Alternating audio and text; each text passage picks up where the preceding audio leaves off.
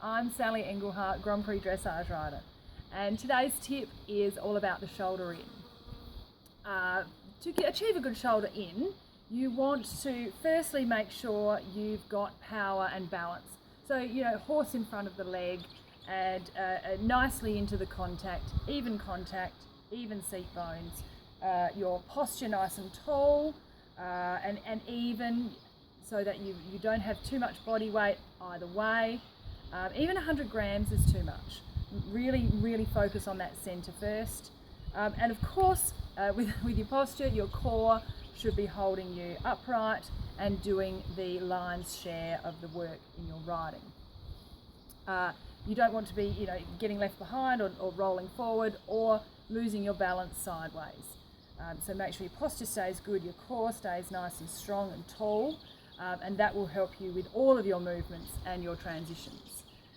So as you go into your shoulder in, you want to make sure you turn your, so say we're about to do a shoulder in right, you want to make sure you turn your shoulders to the right so that you get that turn of the ribs, the turn of the shoulders, your hands will move just a little bit and your hips will move just a little bit. The horse will feel those hips moving.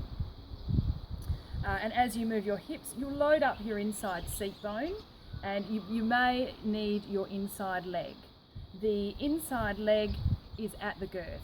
Make sure it doesn't go back.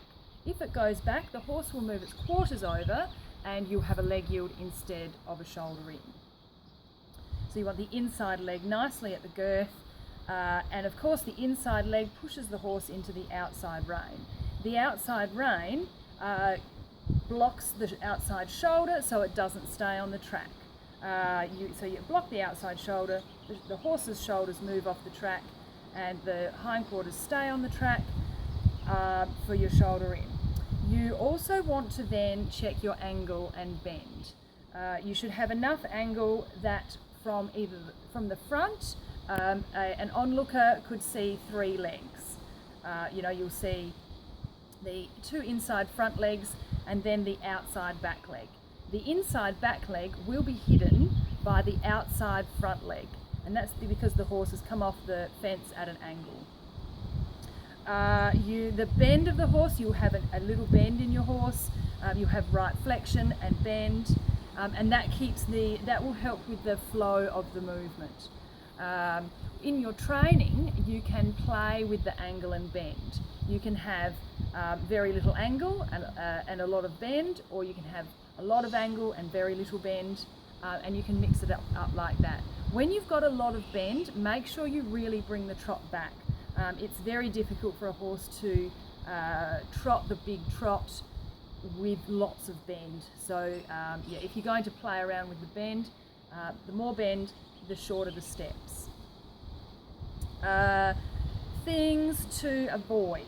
You want to avoid too much inside rein. You literally can't pull a horse into a shoulder in. If you pull the horse into the shoulder in, it does become a leg yield because you've bent the horse and then it has to listen to that. It can only listen to that inside leg and it can only move away from that inside leg.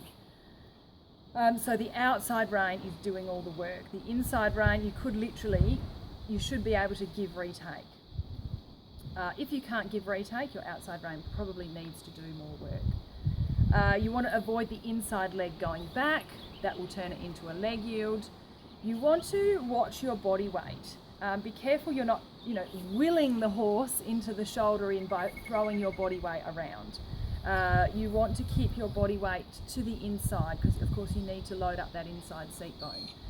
And once you make sure that that's all, the body weight is all balanced, then you should have a nice, smooth, flowing shoulder in. Of course, the transitions and transitions in and transitions out of shoulder in. If you're just starting, don't be afraid to let the transitions take 6 or even 8 steps. It's called a transition for a reason. It's not, they don't happen like that. If your horse has more experience, you should expect them to go in within 3, maybe 4 steps or trot beats. And of course, coming out, be careful that because you've got your bend, you've got your angle, you've got your long side, Be careful when you come out that the horse doesn't do a shallow S. You want to make sure that as you're going along, the horse straightens up and then away the horse goes. And be really conscious of that, because that's a lot of horses like cheating with that one. And that's a really good way to lose marks in your test. So as the horse straightens up along the outside track, really leave the quarters on the track and bring the shoulders back around. And coming into it, you want to, if you struggle coming into your shoulder in, you can ride a 10-metre circle or do it off the short side. You might do it off the short side, get a few steps and lose it, or run into trouble. Do another 10-metre circle and start again. And then you might get a few more steps down the long side before you lose it. Do another 10-metre circle, start again, and so on. So if you're just starting out with your shoulder in, try not to be too ambitious. You only need 2 steps and you've done it. 3 or 4 steps and you've done it. Of course, if you're more experienced, then you might want to practice it the entire length of the long side so that you can make sure you've got your consistency. Okay, so I hope all of that information helps you with your shoulder ins. Don't forget to post your comments or questions in the section below, and I will talk to you next time.